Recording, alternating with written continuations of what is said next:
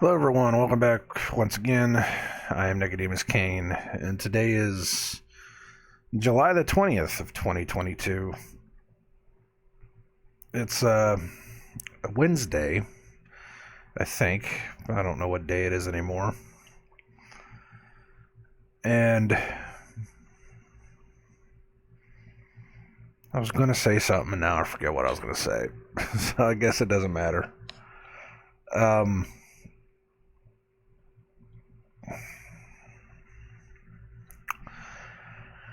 I do kind of remember what I was going to say. The people out here in the world that we are trying to wake up, the people that it seems like we are fighting against at this point, the people that are following along every single thing that the wicked fools of this world are putting out, and the masses are just eating it up.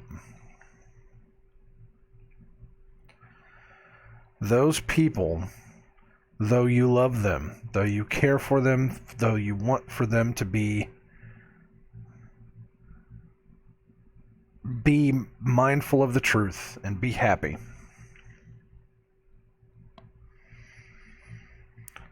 they are your enemies.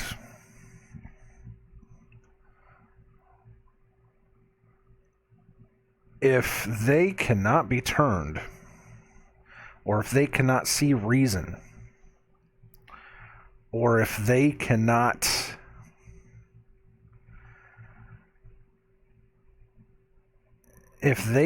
see the truth before everything falls apart, they will eventually turn on you.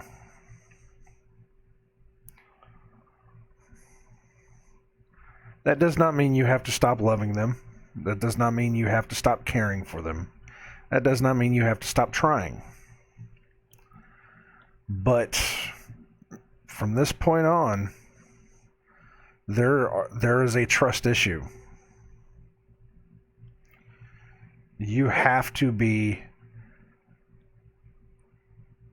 very wary of the relationships you have from here on out. If you are following the truth, if you are of the truth,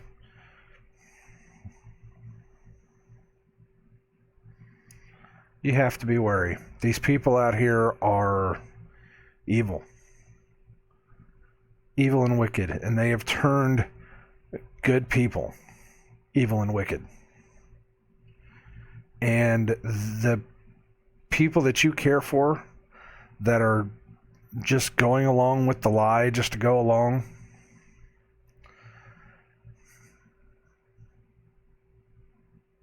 they're getting worse and worse. They're turning. People in my family, relationships that I have, other people that I see out in the world, they're turning. They're changing. You may not be able to see it right on the surface, but they're getting worse.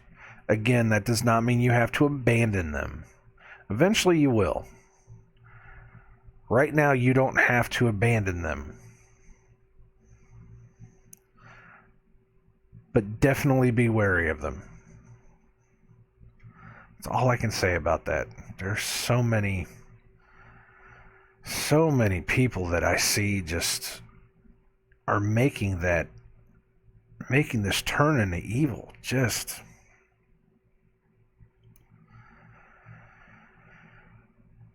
it says something about my life, the way my life used to be. I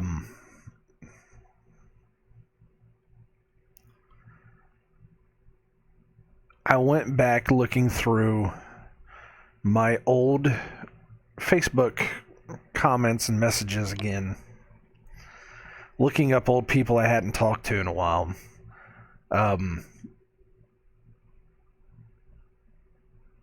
Because before 2020, in 2019 actually, I was dumping Facebook.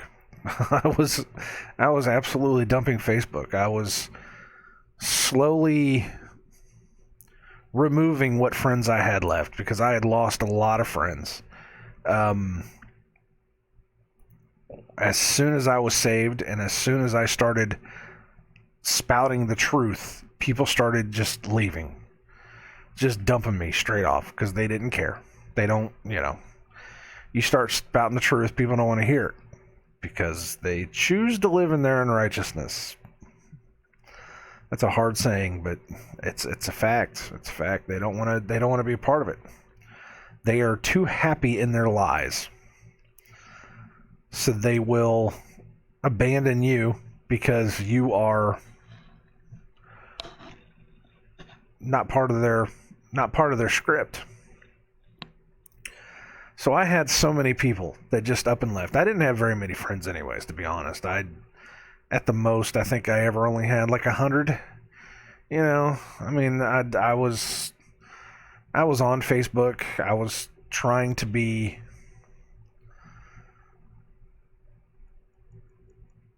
as sociable as possible. I was in a band. What do you want? You try to get as many people as you can that you know. But I didn't have a lot. But something led me to start purging, to completely purging social media. It was Facebook first, and I was going to keep Twitter only because Twitter was one of those places where I could still get some kind of information. And so I started purging. Just, one day I went in and I'd get rid of 20 people here. The next day I'd go in and get rid of another 10. And again, those that were left. And it got to where I got down to like 10 people. 10 of my closest friends and relatives before I was going to dump it off completely. And that was right before, the nonsense happened. And that was whenever I chose to stay on and try to wake up who was left in order to at least try. Of course, now none of those 10, 11 people, maybe one person out of those 10, 11 people even care anymore. They don't care. They don't. They've had enough of me. I'm guessing they've had enough of me spouting off the truth for the past 2 years that they've just stopped caring. But I went back and looked. Some of my old friends, and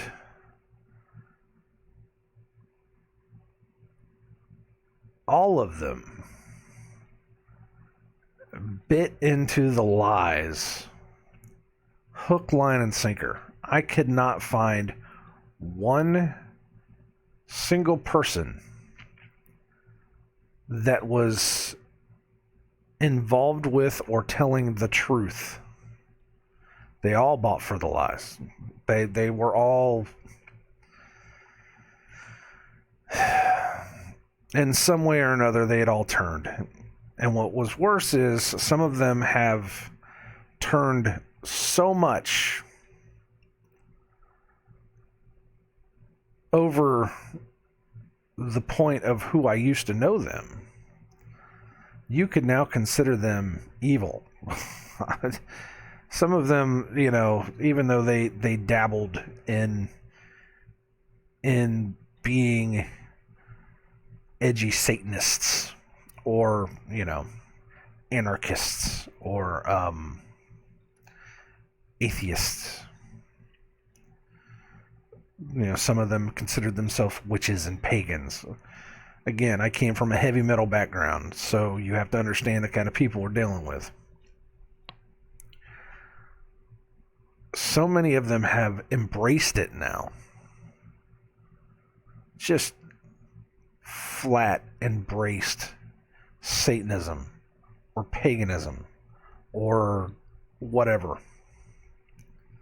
Just embraced it. Just absolutely just have gone off that edge and are now just proclaiming it. And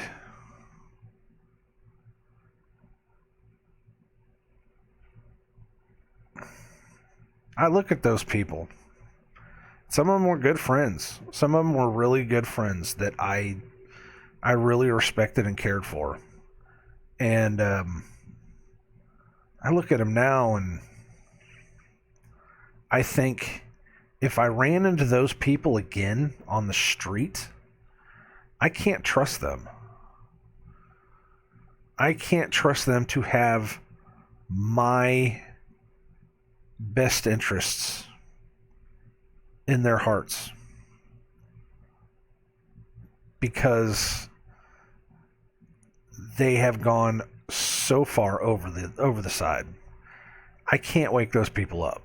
I don't think those people are going to be waking up anytime soon, if ever.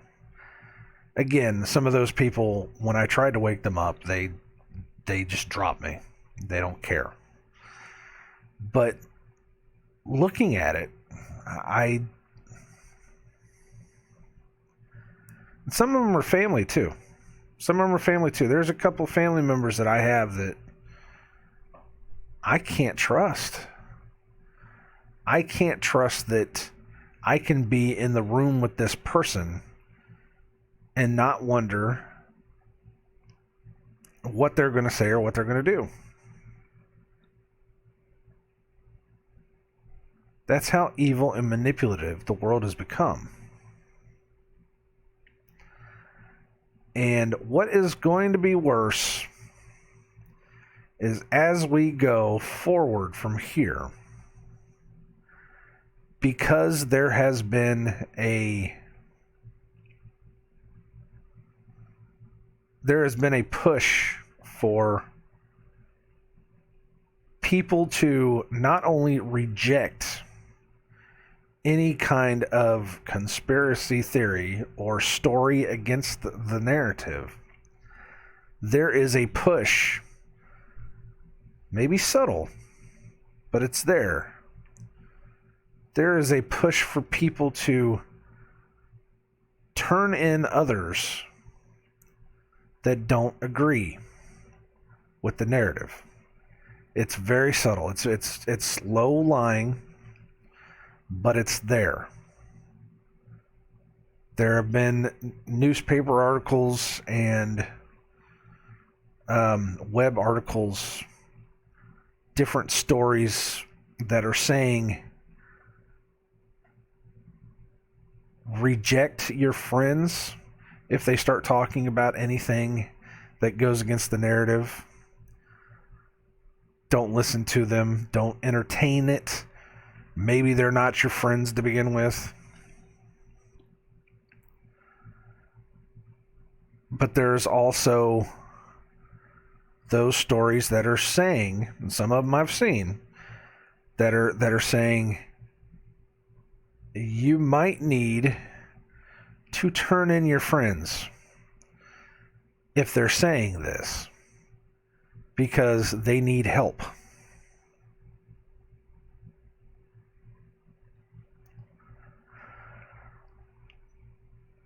And that poses a huge problem. I've jokingly said it for the past couple years to some of my friends and family members that are left. I've jokingly said, when it comes time for them to ask you if you know anyone that hasn't gotten the shot, or anyone that's gotten sick, or anyone that's, done anything to do with this nonsense, I've said, you leave my name out of your mouth. And I was saying that before the whole Will Smith thing at the Oscars. I was saying that before that. you leave my name out of your damn mouth. Because it is not your business what I do with my life. I don't care if you're a friend or not. If you are going to turn me in because of some kind of nonsense like this, you're not my friend anymore. You're not family anymore. But that's what they're doing. One of the very first things that happened during the lockdowns in California is they were saying if anyone you know happens to be sick, you can report them. That's what they were doing. That's what they were saying. They were priming people to report their friends and family, giving people money in order to report cases. That's sick. That's sick and demented, but people are falling for it. People going into it. You have to understand that people have been so brainwashed to accept anything and everything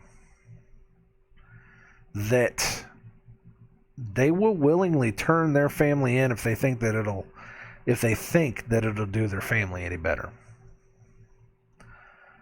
And they will absolutely refuse to listen to anything you have to say because it goes against what they know, and they will refuse it. And these people are your enemies.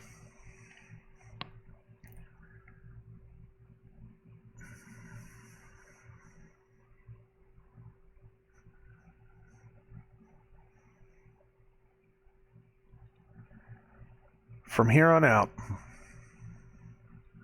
you have to be wary. You have to use your discernment. And you have to understand that unless you know for a fact that the people that you know and love that are around you are on the same level that you are, unless you know that they are on the level that you are, they are your enemy. You have to be careful around them. That's all I really have to say about that. I don't know what it was. I had that thought last night before I went to bed, and because I was, again, I went back and looked through just to see how people are doing. Still people I care about. There's people that I know and love, but they're, can't trust them. You can't trust them at all. Again, family. I can't trust my family. There's people in my family I can't. I would have a hard time going to like a family picnic now, because there are people there that could very easily use anything I say against me.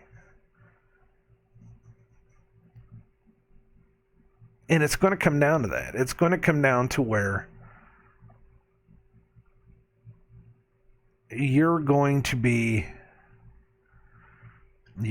put in a situation where your family will have to turn you in because they think it's the best thing for you, because it's a mental problem that you don't believe the system, and they, no matter how much you ask them to look, they won't look at it.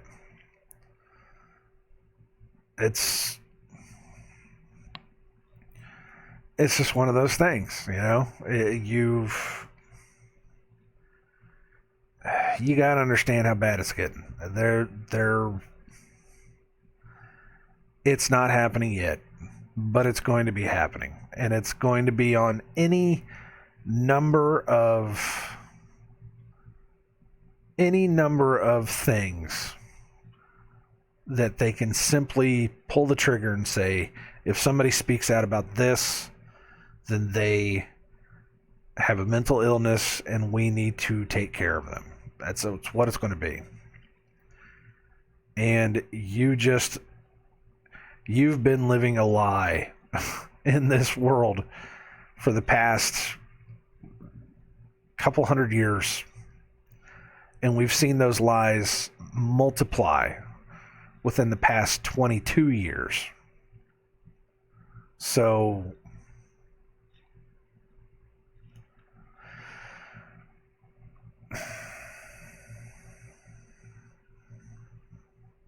you have to be careful. You have to be wary. It's not going to take much for them to say you are a something denier.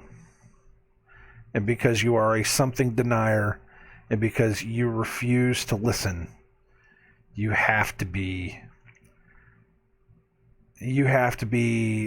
quarantined from the rest of society. They will eventually say that. It'll eventually get to that. And you have to be careful. You have to be wary. I don't know. That's just something that, again, something that was on my mind. Something that's been on my mind. I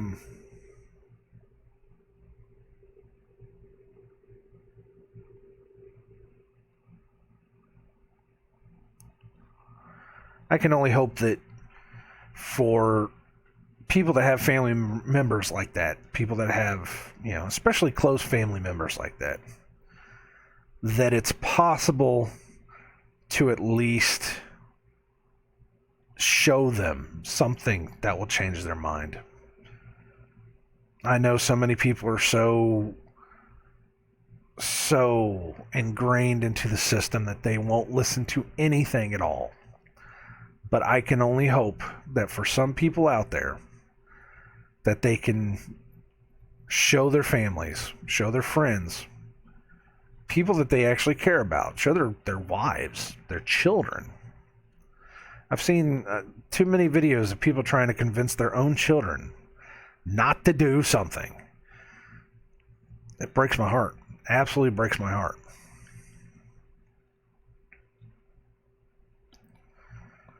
But that's part of the lie. That's part of the great deception. I was watching a video yesterday where, again, somebody was talking about, the great deception is coming. The great deception is coming. People are going to fall for the lie. When they fall for the lie, everything's going to yada, yada, yada. And it's like, wait a minute. You claim there is a great deception coming, and yet you will constantly talk about the great deception of the world that's keeping us from seeing the great... you are living in the great deception. This is it. We're in it. Because everything is a lie. There is very little truth out there. Very little. And it's a compounding lie. It's lie upon lie upon lie. And it gets worse and worse and worse. It's the great overarching lie that encompasses everything. That has been put in place for, hundreds of years. And people are falling for it constantly. But I was watching that, and whoever it was still talking. It's like, oh no, the lie is coming. The lie is coming. You have to worry about the lie. When you see the lie, well, you know that it's a lie. And it's like, apparently, no, you won't know it's a lie because you're living inside of this humongous deception. And I mean, seriously, for every lie, and people that are listening to this, every lie. I mean, you're talking about like JFK, Gulf of Tonkin, Pearl Harbor, 9/11, Sandy Hook, COVID. Pick poison. You know? Boston bombing. Pick your poison. Climate change. Fucking hell.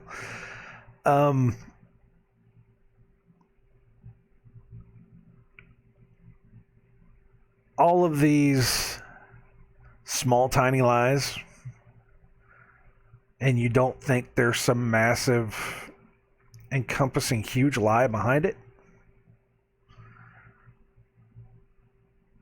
It's all one big lie. It's all one big lie. And it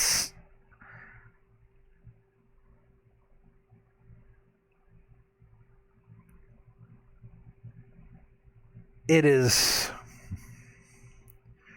not like we're going to wake up tomorrow and there's going to be some huge, massive.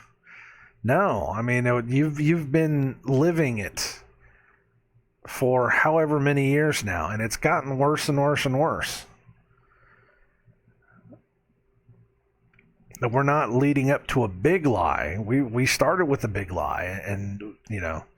So the thing about it is that in order for it to be a great deception, people have to know that, or people have to not know that they're living in it, because so many people are going to be deceived, even the elect, even those that were chosen to see the truth in everything. It could deceive them as well. It's the old adage, do you know that you're being lied to? If you say yes, you know that you're being lied to, then you're probably being lied to. If you say no, at least you're telling the truth. Because you don't know. You don't know.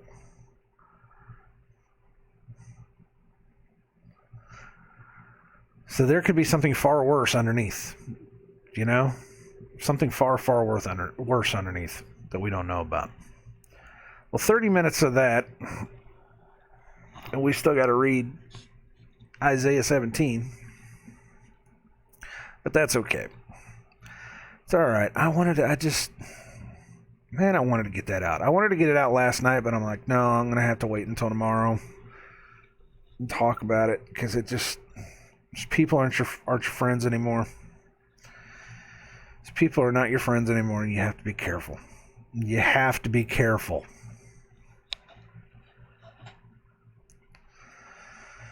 And just remember that the Bible says that Christ did not come to bring people together. He did not come to bring families together. There will be a separation. It will be father against son, mother against daughter, parent against child. Because of Christ, because of what he says and teaches, there will be a separation. Christ is the truth. Between truth and lies, there will be a separation. And whether you can wake them up or not, I don't know. I don't know. That's why it says, if they don't believe you at first, bring a witness. Bring 2 witnesses. And if they don't want to wake up after that, wipe the dust off the soles of your feet and walk on. So there's going to be that point where you're going to have to make the decision. They're not going to listen to me, so I'm just going to have to walk on. It's rough, but it is what it is. Anyways, Isaiah 17, it's 14 verses. It's interesting. The last one was 14 verses. What is 18? Is 18? No, 18, 7 verses. It's weird. All right. But we're going to get through this. We're going to get through it kind of quick because, like I said, I burned 30 minutes just talking about stuff. All right. Chapter 17. And I'm not doing the best because my eye is all funky today. I don't know. All right. The burden of Damascus. Behold, Damascus is taken away from being a city. It shall be a ruinous heap. Now, before we go on, let's know what Damascus is. Just so we have an idea. It is a town, capital of Syria. It's about 130 miles northeast of Jerusalem. The word Damascus means silent is the sackcloth weaver. Okay. Silent is the sackcloth weaver. Okay. So it shall be a ruinous heap. The cities of Ar,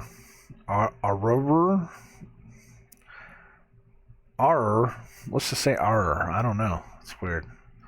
Let's see if they pronounce it for me. Air. Our.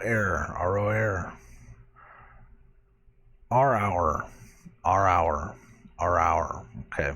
Simply means ruins, our. It's a, man. City on the north bank of the river Arnon, which we talked about in the last one, if I remember right. A town in southern Judah. The cities of Ar are forsaken. They shall be for flocks, which shall lie down, and none shall make them afraid. Which means they shall be desolate people. The fortress also shall cease from Ephraim, and the kingdom from Damascus, and the remnant of Syria. They shall be as the glory of the children of Israel, saith the Lord of hosts. Now, before we go on, we're talking about a city that is forsaken, that shall be for flocks, that shall lie down, and there shall make them unafraid, or none shall make them afraid. You talk about abandoned cities in the past, the mud floods. You talk about abandoned cities. I'm not saying that's what it is, but when you hear things like that in the Bible and you kind of put two and two together.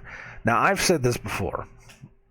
I've said just because the Bible was, some of the parts of the Bible was written 1,000 years ago, 2,000 years ago, does not mean that those buildings weren't there 1,000 years ago, 2,000 years ago. The people that told you that these people were living in mud huts and they were living in these little ramshackle houses and there weren't any buildings that were over 3 stories and it was all, just mud bricks and all this other kind of crap.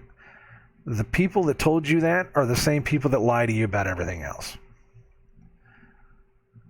When you open your mind to the possibility that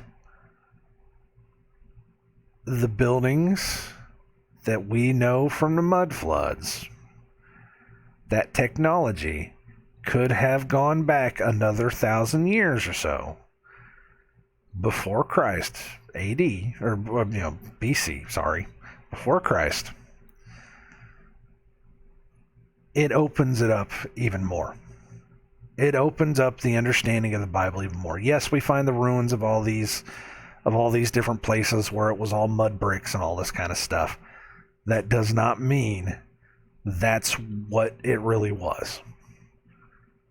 Again, the people that name those cities, the people that tell you where those places are the same people that have been lying to you for however many hundreds of years. That does not mean that's what it was. So think about that. Just keep that thought in your head. Think about that whenever they talk about abandoned cities in the Bible. It adds a spin. Now, I'm not saying it's true. I'm not saying that's what it is. I'm just saying that it adds a spin to this that, it really opens things up.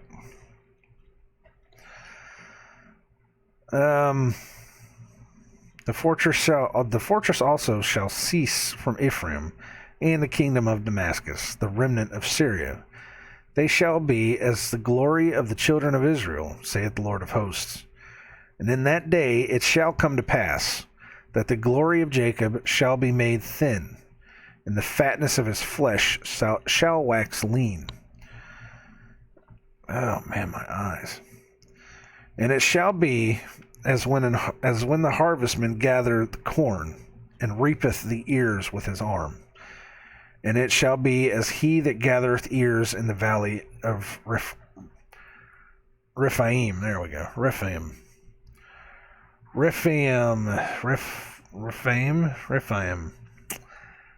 Let's go back. I had to look up Rephaim.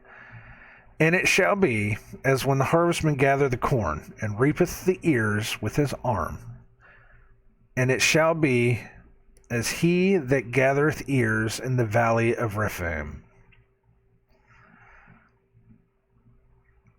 Okay, and it shall be as he that gathereth ears in the valley of Rephaim.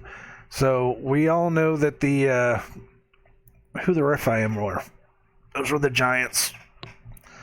Those were the giants, the old tribe of giants. The valley of the Rephaim. The valley of the Rephaim was one of the places that Moses was told to take the Israelites down to not fear about killing them. That was when they sent out the spies into the land to make a report, and they came back and they made a bad report. And they said, these people are huge. We appeared as grasshoppers to them. And they brought back a bundle of grapes that they had to carry on a stick between two men. This bundle of grapes was so big it had to be carried between two men on a stick. Now, I don't know if anybody's seen a bundle of grapes. Especially when it comes right off the vine. A bundle of grapes is actually, it can get pretty big. It can get bigger than a loaf of bread. You know, a really good bundle of grapes, you know. But we are not talking about normal size food here. There was something going on in that valley. They called it the Valley of Milk and Honey for a reason, because it was a place where it was plentiful. It was the Valley of the Giants. There was something going on there. So we're talking about, and it shall be as when the harvestman gathereth the corn and reapeth the ears with his arm. And it shall be as he that gathereth ears in the valley of Rephaim. Giant ears of corn. Now you can say that, you know, I'm stretching that one, and you know, making too big of it, because oh no, it wasn't like that. It was plentiful, but there was no giants. No, the valley of the Rephaim were giants. Even your Strong's says it was an old tribe of giants. You need to understand what's been going on in this Bible.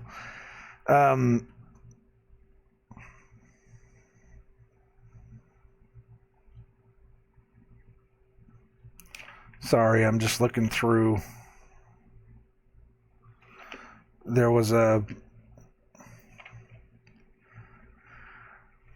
another verse that it pointed to, but it's not. I figured we could find some more about the giants, but I guess not. Oh well. Part of the reason why I started doing this kind of stuff, started talking about things on this channel, was giants. I was looking for some more, but I guess not. Anyways, verse 6.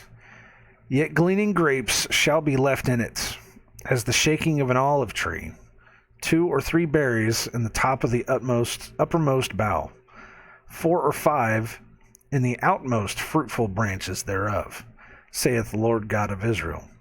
There's something to it there. I know nothing about olive trees, but there's probably something there that means something. At that day shall a man look to his Maker, and his eyes shall have respect to the Holy One of Israel. And he shall not look to the altars, the work of his hands, neither shall respect that which his fingers have made, either the groves or the images. At that day shall a man look to his Maker, and his eyes shall have respect. And he shall not look to the altars, the work of his hands, neither shall respect that which his fingers have made, either the groves which they put in the forests on the hills. They call it Bohemian Grove for a reason. Or the images, which are the statues, which are the things that man has made in the image of his gods.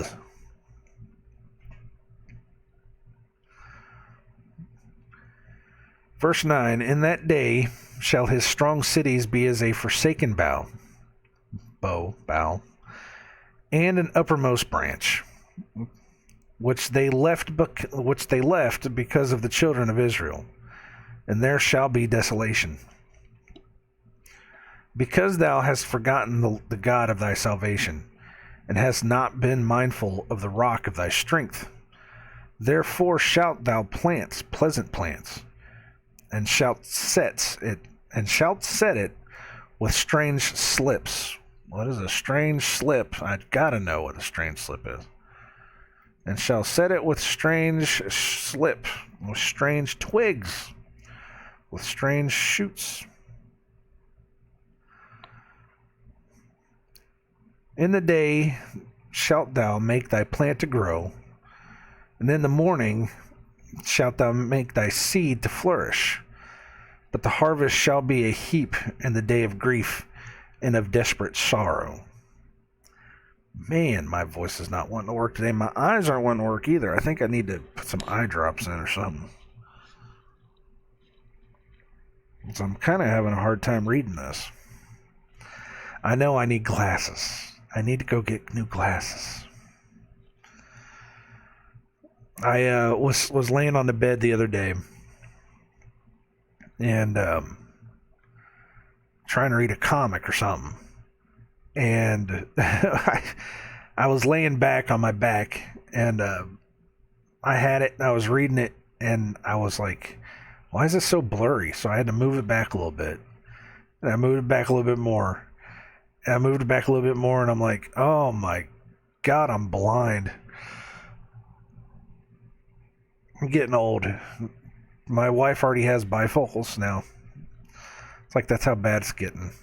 It's like I need glasses too. We're getting old. It is what it is.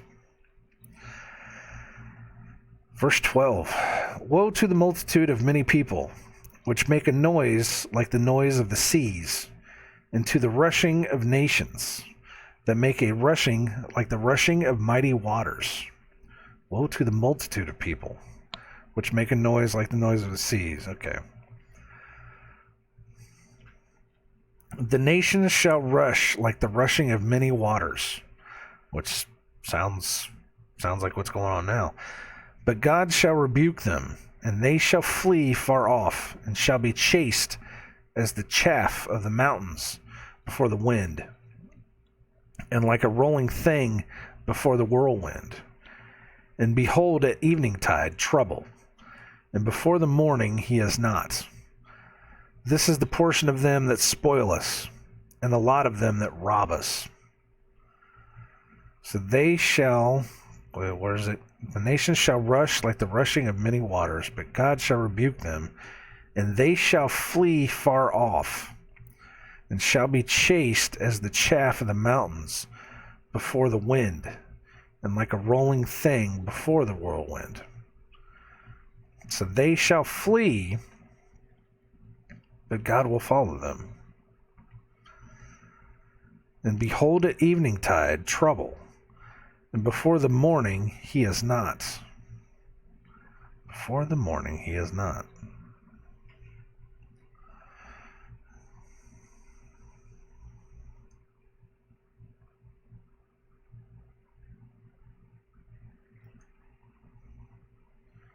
Behold, at evening time, destruction.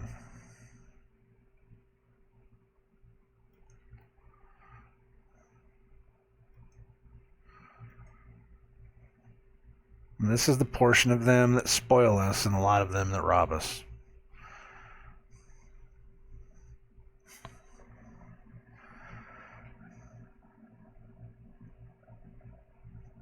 Again, there's probably more to it in there that I can read, but I'm not doing too good right now, man. I got my eye drops here. I gotta put some eye drops in, see if it'll clear up my eyes. Wow.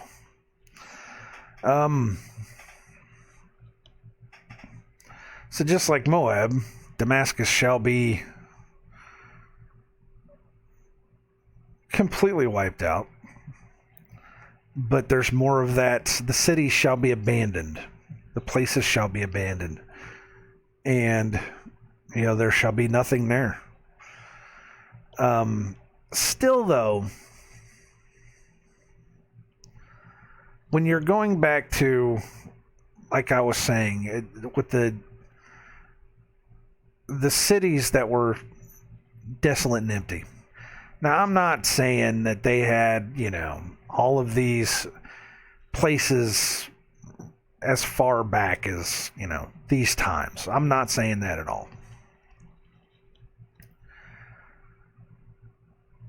But you have to remember and understand that the people that taught you history, taught you what you know, again, are the same people that lie to you about everything. Now, we can go on and on about, yes, that's how they worked, and we have all of this scientific evidence. This is how they made their huts. This is how they made their this. They made their that. And again, that's what the people that are lying to you say is happening.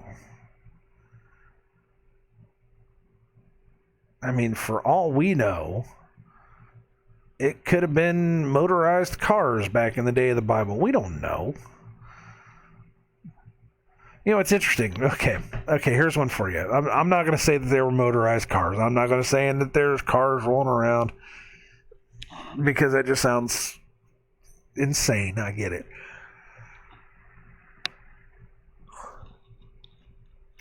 It sounds insane. But something interesting I was thinking about was, so we were talking about the 1,000-year millennial reign, because I've been a couple videos, they've been popping up for me for whatever reason. They've been popping up for me about this millennial reign thing, and about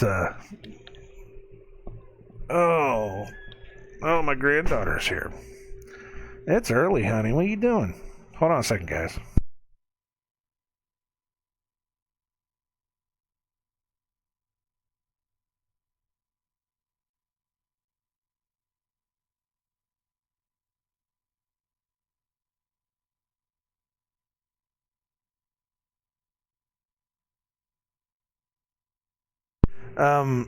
I may have to cut this short, guys, because my granddaughter's in here now. So, she wants hugs. Come here. Oh, my big girl. So, I will try to finish that thought tomorrow if I can remember. Help you? What? I help you? You gonna help me? You can't help me. This is. Help you? You don't need to help me. But I will try to finish that thought tomorrow, guys, because I gotta, like I said, I got a little kid here now, and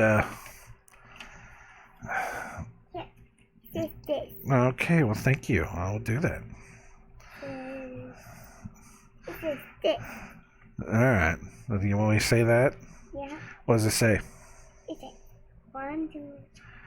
It says 1, 2, 3. Well, I gotta do this. All right.